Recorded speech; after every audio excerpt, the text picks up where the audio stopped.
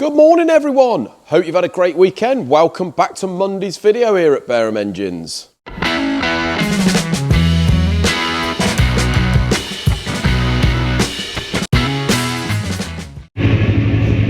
morning everyone. As you can see, I'm just vapor blasting first thing this morning. A set of Cosworth rods. Now, if there's one thing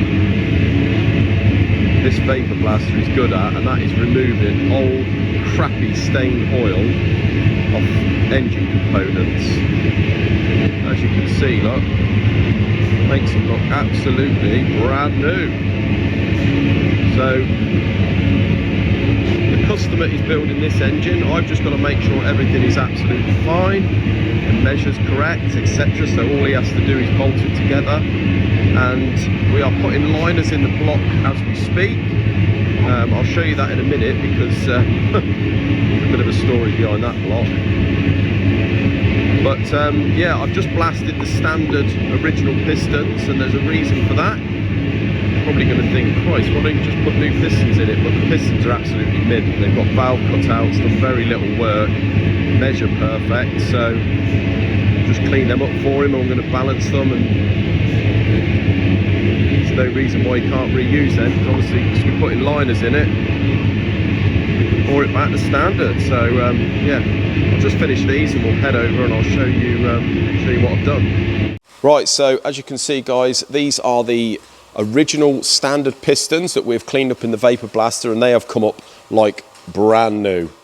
As I say, the skirts are perfect, they measure perfect. If you're going to use second-hand pistons, there's two things you need to make sure are perfect, and that is one, the measurement on the skirt is perfect, so there's no wear on this skirt here, which is the contact point in the bore, and also you want to make sure that the ring lands are perfect, so when you put the new rings in, they don't move up and down, because these ring lands can wear, and you get excessive movement, which is going to pump oil, so that means they're no good.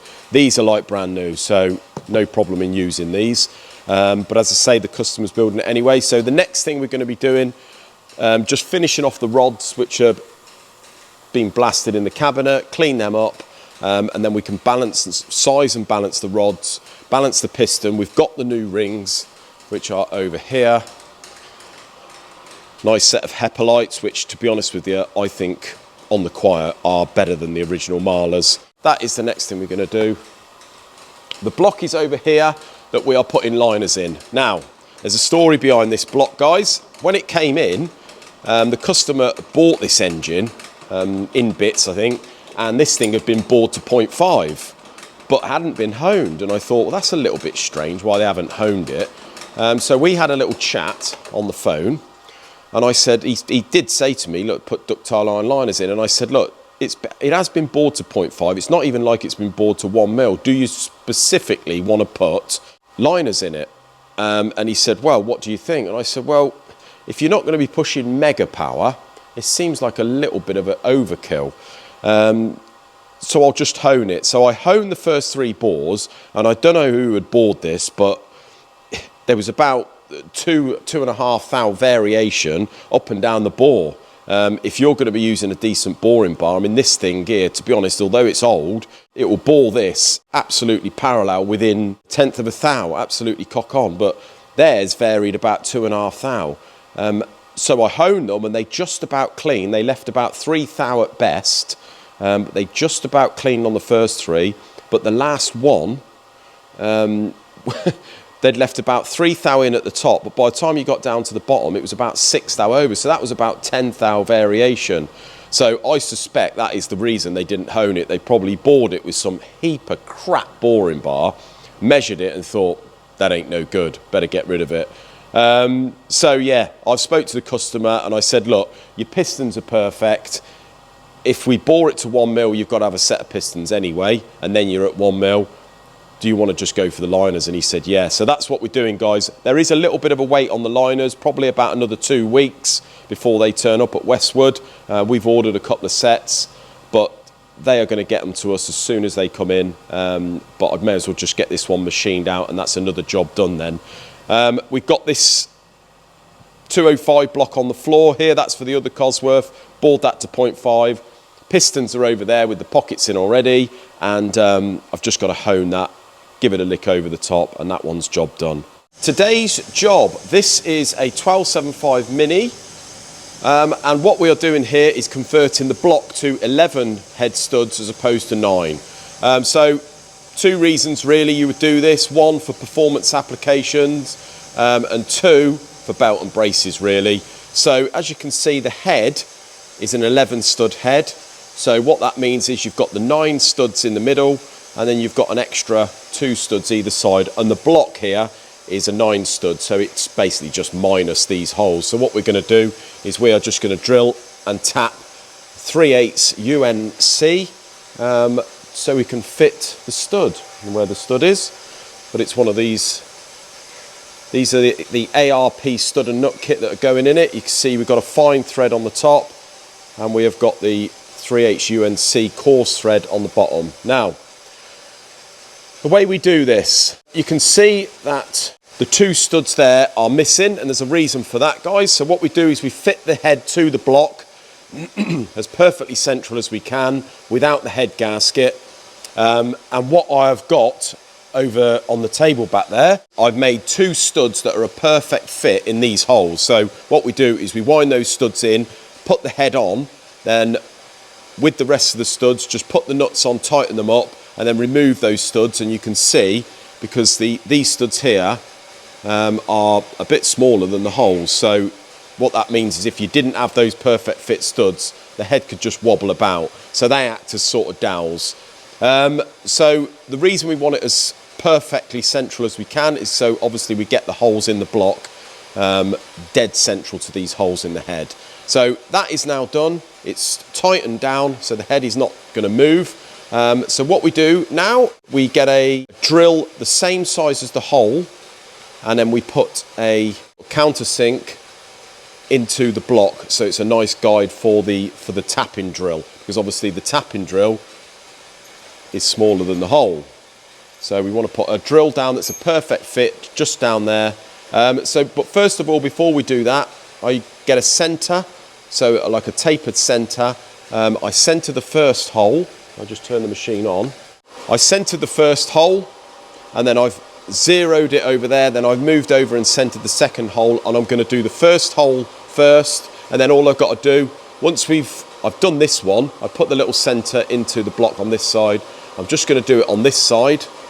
So if we just wind down,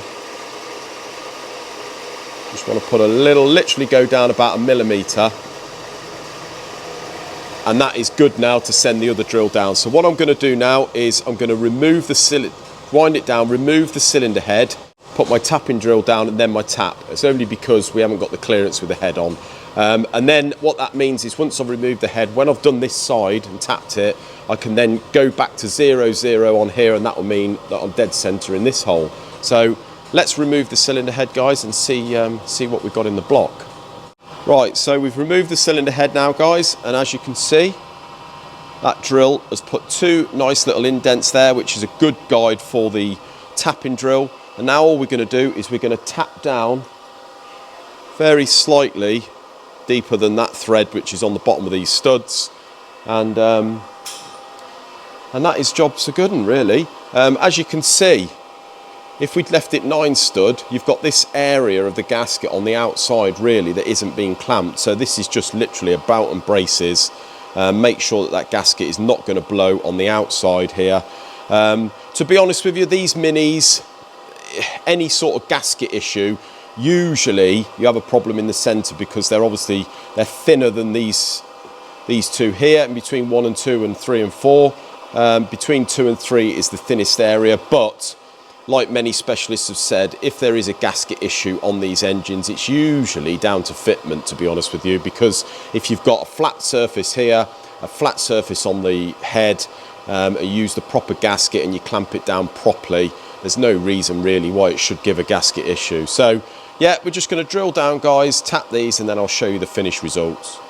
Right, guys, I do apologise about my snuffly sound. I've got another cold, yes. I'm not going to go on about it. Haven't moaned for quite some time about not being very well, but I've got another cold, which has resulted in a bit of a chest infection, I think.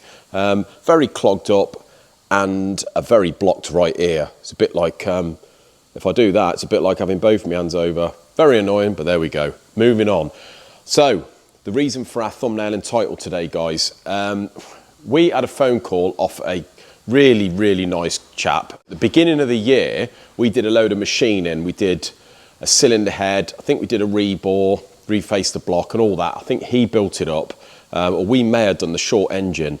And it was for a Cortina. It was a Mark III Cortina, a really nice car. And he drives it quite a bit, mainly up to Wales to see his dad. Now, he rang me up the other day and he said, wonder whether you could give me some advice. He said, the thing has run absolutely beautifully since I've done it. He said, I've done about 1,500 miles so far, all in all, since the rebuild. Mainly, those miles have been motorway miles up to see my dad in Wales.